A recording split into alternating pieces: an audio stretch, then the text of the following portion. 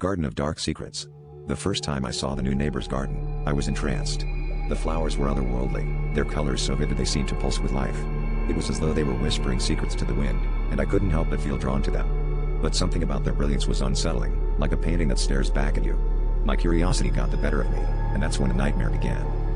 I decided to introduce myself and wandered over to the garden one afternoon. As I reached out to touch a petal, a shock ran through my fingertips, like icy tendrils wrapping around my nerves.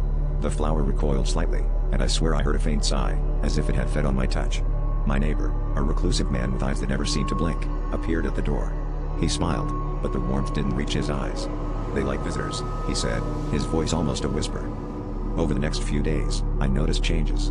My dreams were filled with vibrant landscapes, each more intoxicating than the last, yet lurking in the shadows were figures watching, waiting.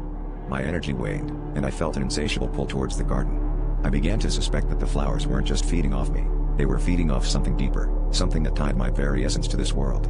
Desperate to break free, I avoided the garden, but the dreams persisted, growing darker and more vivid. One night, unable to resist any longer, I returned to the garden under the guise of moonlight. The flowers seemed to glow, illuminating a path that led to the center of the garden where a massive, pulsating bloom awaited. As I approached, the ground beneath my feet felt not like soil, but like skin. The flower opened, revealing a void that whispered promises of eternal color. My neighbor stood beside it, his eyes now black voids.